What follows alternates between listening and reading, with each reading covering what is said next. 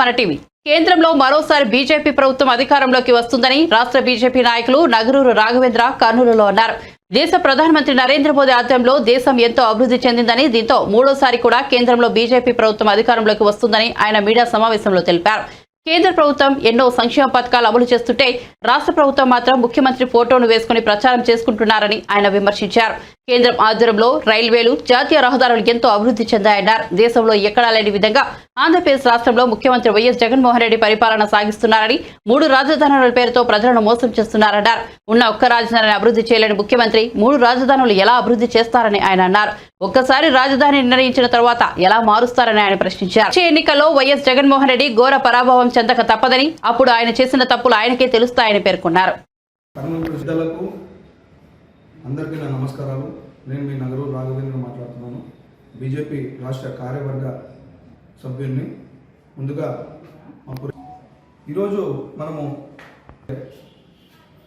నరేంద్ర మోడీ గారు ఖచ్చితంగా 3వ టర్మ్లో ప్రధానమంత్రి 100కి 100% అవుతాడు. అది ఖచ్చితంగా జరిగే పనే. మొత్తం రాష్ట్రాలు, ఎన్ని రాష్ట్రాలు ఉన్నాయి అన్ని రాష్ట్రాల్లో నరేంద్ర మోడీ గారు ప్రధానమంత్రి కావాలని ప్రతి ఒక్కరూ ఆకాంక్షిస్తూ, కోరుకుంటూ బలంగా మా ప్రధాని నరేంద్ర మోడీ గారు అనే విధంగా చిన్న పిల్లల నుంచి పెద్దవాళ్ళు అనేది ఒక రక్షణ కవచం భారతదేశానికి. అలాంటి రక్షణ కవచం ఈరోజు, ఆ కవచం ఎవరు అంటే రక్షణ కవచం, ఆ రక్షణ కవచం ఎవరంటే నరేంద్ర మోడీ గారు.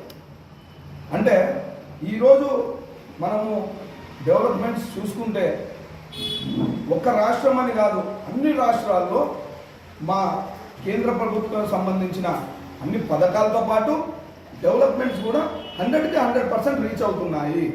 కానీ రాష్ట్రాలు అంటే పలానా రాష్ట్రాల్లో వాళ్ళ పథకాలు వేసుకుంటూ అదే పథకాలని కంటిన్యూ చేస్తున్నారు. అంటే రాష్ట్రంలో ఒక బియ్యం పథకము, అంటే పేదలకు ఇచ్చే బియ్యం పథకం కింద నరేంద్ర మోడీ గారు ఇది కేంద్ర ప్రభుత్వం పథకం, కానీ జగన్మోహన్ రెడ్డి గారు బొమ్మ ఉంటున్నారు.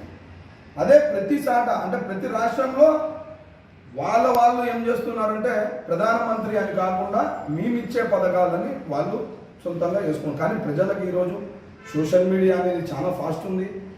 ఏం జరుగుతుందో ప్రతి వాళ్ళకి అర్థమవుతుంది. ఏం డెవలప్మెంట్ చేస్తున్నారో ప్రతి వాళ్ళకి అర్థమవుతుంది. ఫర్ ఎగ్జాంపుల్ మనం చూసుకుంటే ఇండియాని ఏ విధంగా డెవలప్మెంట్ చేస్తున్నారు అనేది మనం చూస్తున్నాం.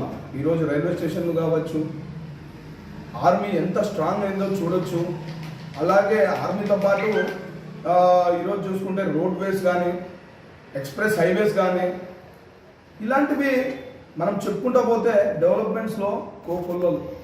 అదేవిధంగా భారతదేశం ఈరోజు అగ్రస్థానంలో చేరడానికి త్వరలో పెద్ద సంకల్పం అనేది చేసుకొని ముందుకు పోతున్నాం. ఎప్పుడో మనం అనుకుంటుంది India is a developing country అని. మనం జీవితాంతం డెవలపింగ్ కంట్రీ అంటుంది. ఒక బుల్లెట్ ట్రైన్ లేదు మనకి, మామూలు స్పీడ్ ట్రైన్ లేదు, ఏవి లేవు అసలు మనకి. అంటే హైవేస్ మంచిగా లేవు. మీరు చూడండి, వాజ్పేయి గారి నాయకత్వంలోనే మనకి హైవేస్ కూడా స్టార్ట్ అయినాయి. అలాగే ఇప్పుడు కూడా చూసుకుంటే హైవేస్ ఎంత ఫాస్ట్గా డెవలప్మెంట్ అవుతుంది. ప్రతి ఏరియాకి కనెక్ట్ అవుతూ తీసుకుపోతూ మొత్తము భారతదేశం అంతా హైవేస్ పరంగా కానీ పోర్ట్స్ విధంగా డెవలప్ చేస్తున్నాము. ఎక్స్పోర్ట్ ఇంపోర్ట్ అనేది ఎంత ఇంపార్టెంట్ అంటే మనకి ఎక్స్పోర్ట్ ఇంపార్టెంట్.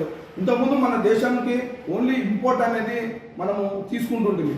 ఈరోజు మనము ఫర్ ఎగ్జాంపుల్ చూసుకుంటే ఫాక్స్కాన్కి సంబంధించిన కంపెనీలు కానీ, తర్వాత వచ్చేసి సెల్ ఫోన్ మొబైల్కి సంబంధించిన కంపెనీలు కానీ, మరి కార్ల మ్యానుఫ్యాక్చరింగ్ యూనిట్లు కానీ, అలాగే ఏవి తీసుకున్నా సరే ఈరోజు ఎంత ఫాస్ట్గా డెవలప్మెంట్. అంటే మనం ఈరోజు ఇక్కడ తయారు చేసి ఇతర దేశాలకు పంపించే విధంగా మనం ముందరికి పోతున్నాము.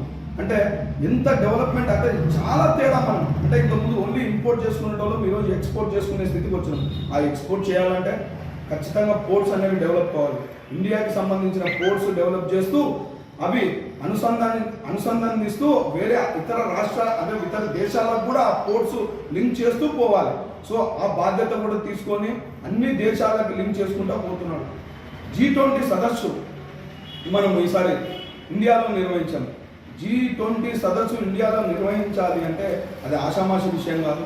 దేశంలోని అందరు ప్రధానులు కానీ అందరూ ప్రెసిడెంట్లు కానీ దానికి ఆమోదం తెలిపి ఇక్కడ నిర్వహించాలని ఒక అంటే బాధ్యత తీసుకోవాలని చెప్పి ఇండియాలో నిర్వహించాలనేది చాలా గొప్ప విశేషం. అంత ఆషామాషి విషయం అయితే కాదు. దాన్ని ఒప్పిస్తూ ఇండియాలో G20 సదస్సు జరిగింది ఈరోజు. అలాంటివి మనం చెప్పుకుంటా పోతే చాలా ఉన్నాయి. అలాగే మన పథకాలు చూసుకుంటే ఈరోజు రైతుబడి పథకం కింద కేంద్ర ప్రభుత్వము 6,500 రూపాయలు ఇస్తుంది. దాంతోపాటు సబ్సిడీలు గ్యాస్ సిలిండర్ మీద మొన్న వచ్చిన ఎన్నెన్నో పథకాలు కేంద్ర ప్రభుత్వం ఇస్తే రాష్ట్ర కేంద్ర ప్రభుత్వం కానీ చేసి